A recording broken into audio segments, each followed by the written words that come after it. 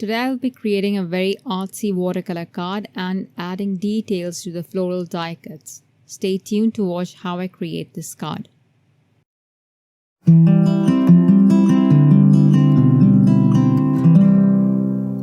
Hello and welcome to Creative Coloring with Erum. Today I am sharing with you a card that I had a lot of fun creating.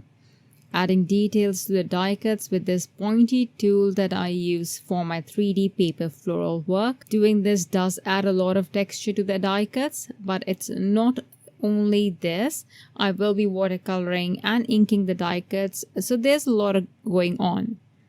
I'm using the Crafted Flower Sunburst Azalea layering die set, and it has two beautiful individual flowers and 3 leaves with these debossed veins.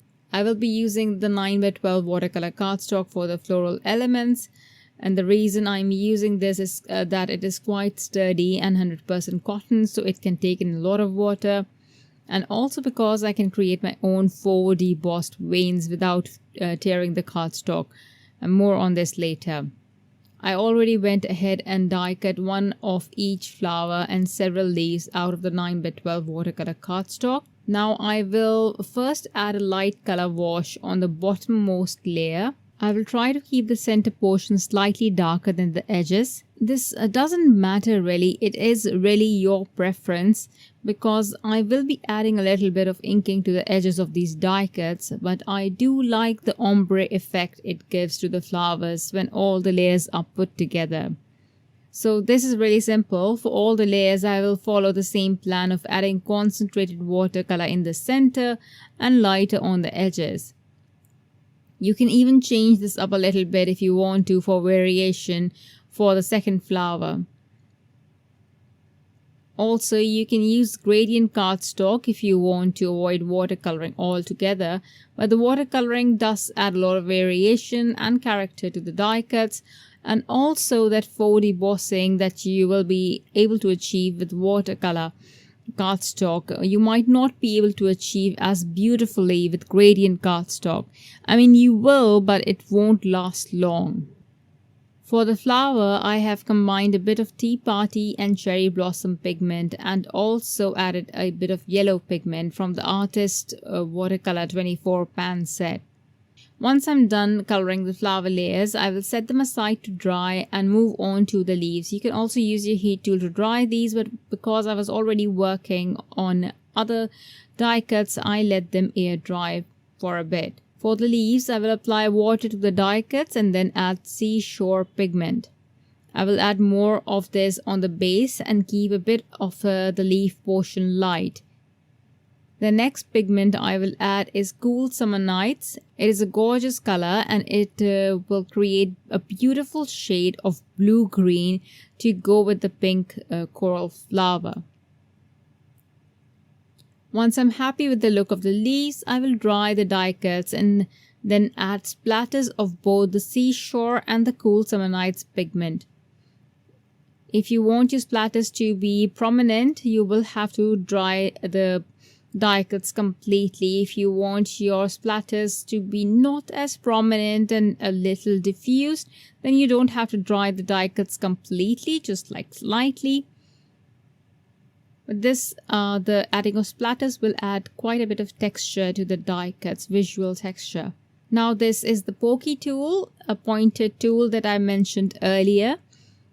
This is used in 3D paper flower making to create veining and add texture to the petals.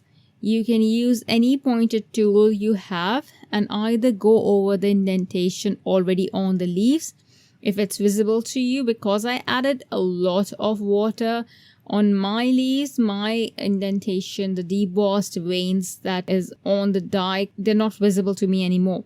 So I'm going to be creating my own midrib and veins, and if you do create your own veins, each leaf will turn out different. Next, I will use Galactic Crisp Dye Ink and add a bit of inking to the leaf, and also add a little bit of blue inking from the Arctic Mountain Dye Ink. I will be adding this to some portion of the leaves just to create a bit of shading. And when you add a darker ink to the die cut, the veining you have added becomes more prominent as the ink goes into the grooves, and it does look really cool. Once I'm done with the leaves, I will move on to the flower layers. Make sure these are dry before you start working on them. I will start adding the same veining to the second layer of the flower layer. I will start from the tip towards the base.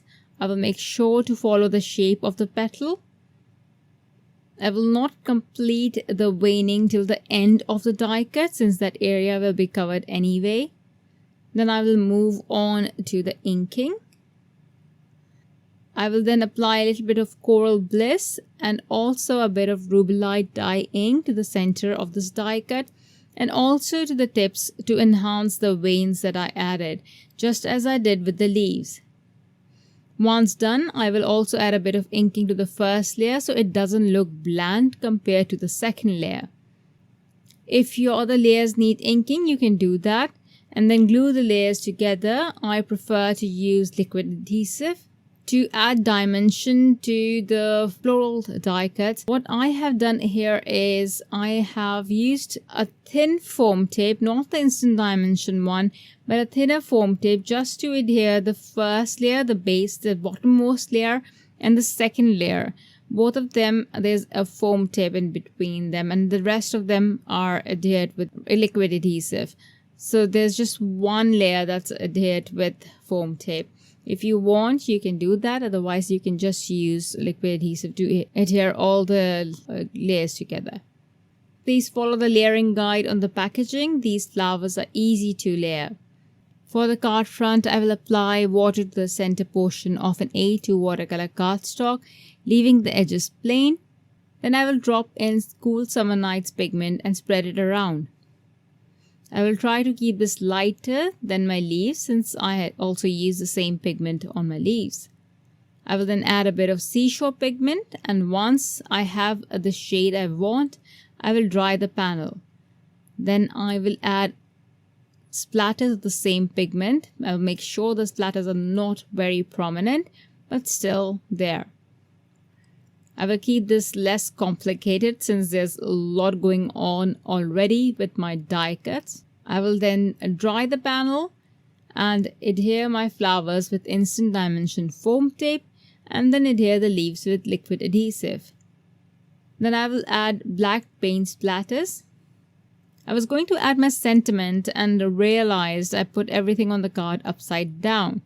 That's why here in the video you don't see me adding the sentiment. I usually walk away when things like this happen before I start to break stuff. I hope you liked my card. I love the colors and I did enjoy creating this.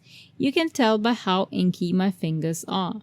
Thank you for watching. Bye.